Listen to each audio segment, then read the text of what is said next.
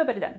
Zovem se Vernesa Smolčić i profesorica sam na fizičkom odsjeku Prirodoslovno-matematičkog fakulteta u Zagrebu. Bavim se posebnom vrstom fizike, astrofizikom. Moje područje rada ponajprije je vezano uz proučavanje razvoja galaksija kroz svemirsku povijest.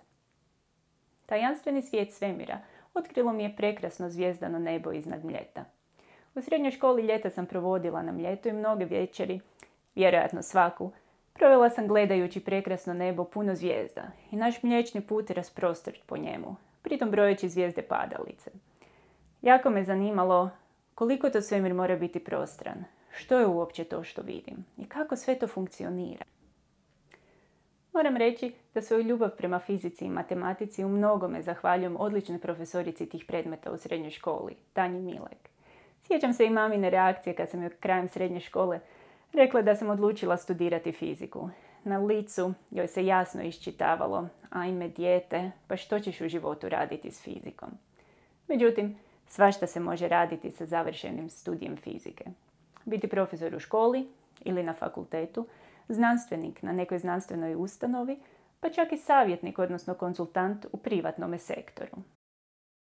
Dok sam studirala fiziku, počela sam se baviti malim istraživačkim projektima, te sam prvi put otišla u zvjezdarnicu Višnjan i onda je upoznala njezina voditelja Korada Korlevića. Višnjan je bio moja prekretnica u smislu rušenja psihičkih ograničenja. Shvatila sam da granice zapravo ne postoje i da je znanost silno kreativna, kao igra. I tako je počeo moj uzbudljivi znanstveni put. Nakon što sam diplomirala fiziku, otišla sam u Njemačku na doktorski studij astronomije. Nakon toga preselila sam se u SAD gdje sam radila na Caltechu, Kalifornijskom institutu za tehnologiju, koji sigurno poznaju svi koji su gledali seriju Teorija velikog praska. Nakon 2 godine na Caltechu opet sam se vratila u Njemačku, ali ovoga puta u Bonn gdje sam radila sljedeće 3 godine. Nakon toga konačno sam se vratila u Hrvatsku i to upravo na fizički odsjek Prirodoslovno-matematičkog fakulteta na kojem sam davno prije i diplomirala. Ondje sam uz financiranje iz Europske unije okupila skupinu mladih znanstvenika.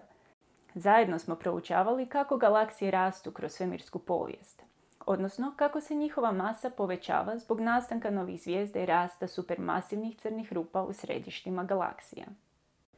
Baviti se znanošću je prekrasno, kao da se igrate na računalu, a ponekad zavrnete i neki vijak na teleskopu.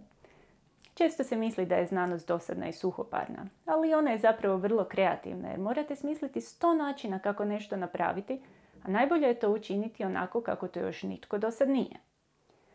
Puno se putuje po cijelome svijetu.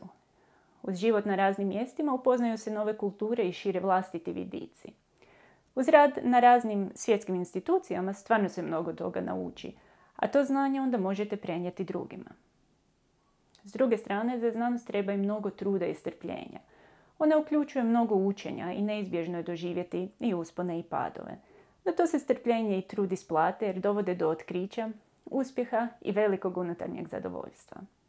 Ono što bih za kraj htjela poručiti mladima jest da ne odustaju od svojih želja samo zato što se one nekome drugome čine neuobičajenima ili nedostižnima i da se ne boje nepoznatoga. Idite svojim putem, jer i najdulje putovanje počinje prvim korakom.